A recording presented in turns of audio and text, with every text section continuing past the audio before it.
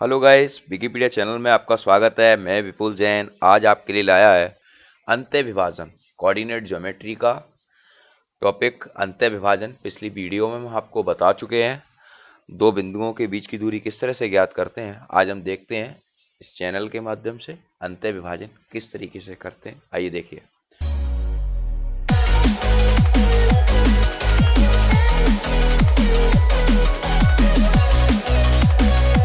देखिए यहाँ पर अंत्य विभाजन का मैंने फॉर्मूला पहले से लिख रखा है बोर्ड पर।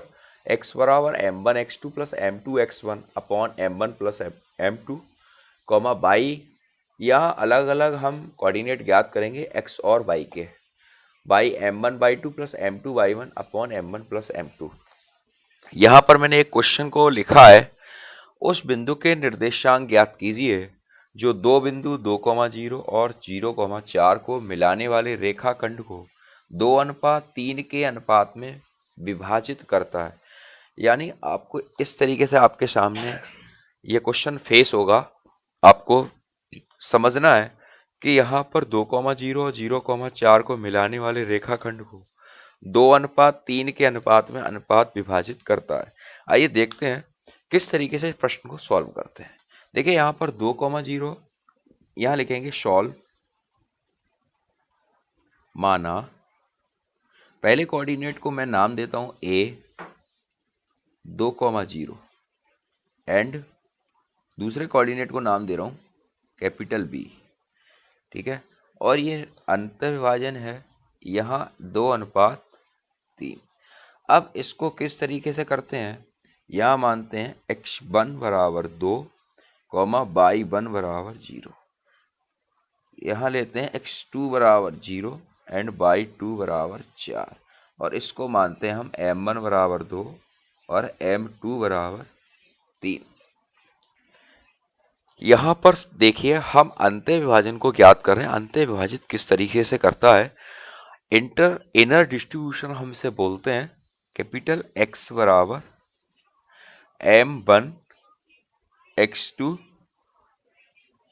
m2 x1 upon m1 plus m2। एक बात जरूर याद रखें, अगर आप पहली दूसरी बार कर रहे हो तो फॉर्मूले को अवश्य लिखें, जिससे आपको फॉर्मूला स्वतः ही याद हो जाए, आपको ज़्यादा मेहनत ना करनी पड़े। यहाँ पर m1 की वैल्यू हमारे पास 2 है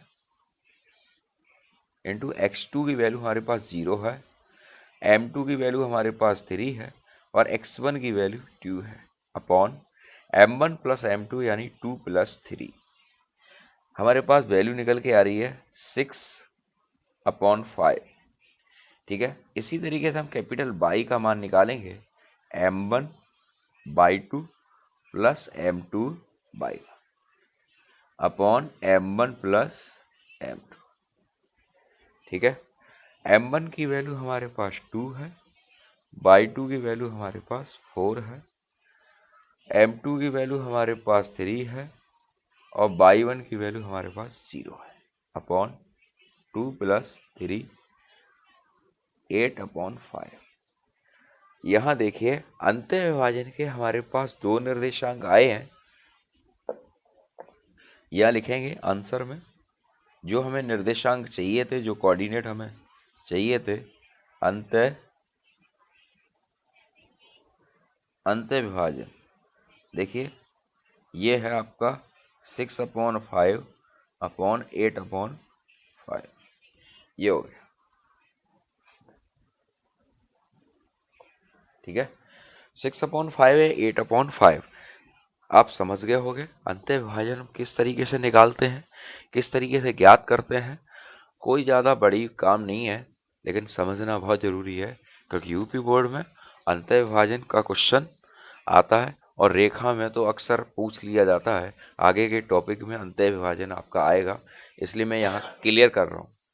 नेक्स्ट टॉपिक हमारा बाह्य विभाजन का है। बिल्कुल सेम कंडीशन है, लेकिन बस यहाँ जो फॉर्मूला यहाँ लिखा है वो m1x2 minus m2x1 upon m1 minus m2। दूसरा है y बराबर m1y2 minus m2y1 m1 minus m2। ठीक है, यहाँ पर देखिए यहाँ पर मैंने क्वेश्चन को लिख रखा है, लेकिन ये क्वेश्चन अंत्य विभाजन का है। यहाँ पर बस मैं कोऑर्डिनेट चेंज कर रहा हूँ, रेशियो को चेंज कर रहा हूँ, भाषा यही रहेगी। बस आप समझ लीजिए कि हाँ कैसे करना है, इसको समझिए जरा। मैं यहाँ कोऑर्डिनेट चेंज कर रहा हूँ, जिससे क्वेश्चन हमारा स्वतः चेंज हो जाएगा। यहाँ मैं कर दे रहा हूँ आपका 3,4, ठीक है। नेक्स्ट है -6,2 और रेशियो हमारा 3:2। वैसे बोलेंगे बाह्यतः विभाजन।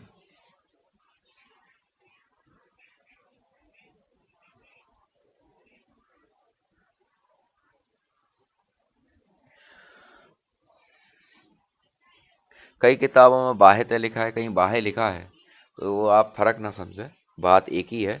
अब यह प्रश्न हमारा तैयार हो गया बाह्यतः विभाजन का। देखिए फिर से हम पढ़ते हैं वही क्वेश्चन को।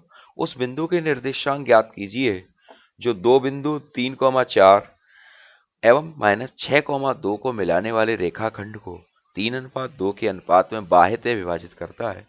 तो वही करेंगे जैसे अभी किया था, लेकिन बस समझिए जरा, क्वेश्चन बहुत सिंपल है।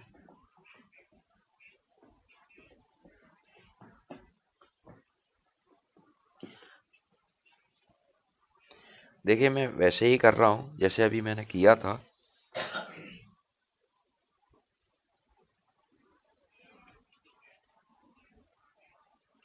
हो सके आप मेरे साथ करें।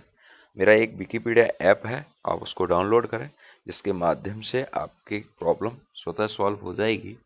माना पहले कोऑर्डिनेट को हम कैपिटल ए मानेंगे 3,4 एंड दूसरे कोऑर्डिनेट को हम बी मानेंगे -6,2 और रेशियो हमारा 3:2 का है।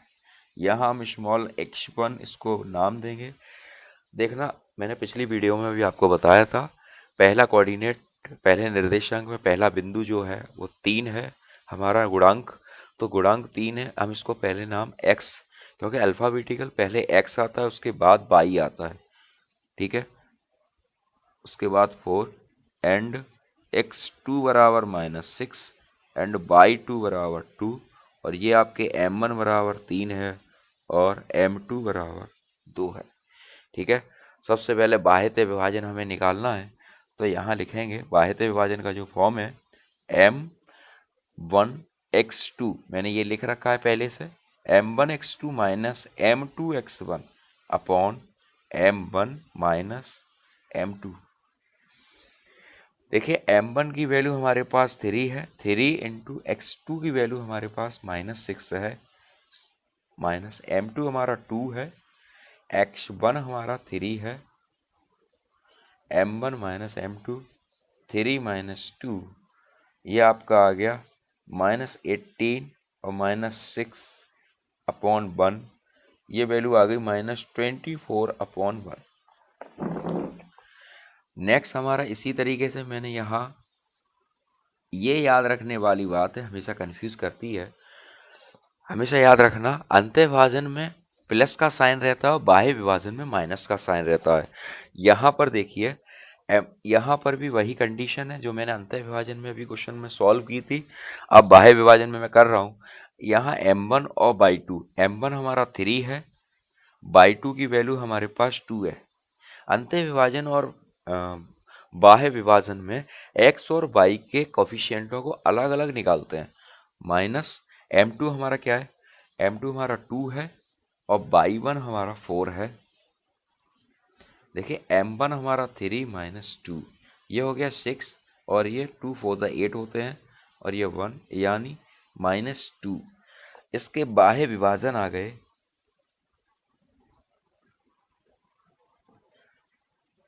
बाह्य विभाजन ये अवश्य लिखें, जिससे -24 -2, ठीक है। आपको समझ में आ रहा होगा, मैंने आपके सामने दो तरह के कोऑर्डिनेटों को रखा है, अंत्य विभाजन और बाह्य विभाजन। बहुत इंपॉर्टेंट हैं ये और इनको सीखना अनिवार्य है, जिससे आपको रेखा के समीकरण में कोई भी प्रॉब्लम ना हो। तो आपको समझ में आया होगा, उम्मीद है। आप अपनी प्रॉब्लम को कमेंट बॉक्स के माध्यम से हमारे पास ज़रूर शेयर करें, जिससे हम आपकी प्रॉब्लम को ज़रूर सुन सकें, समझ सकें। और देखते रहिए विकिपीडिया चैनल। जय जिनेंद्र, जय हिंद, जय भारत।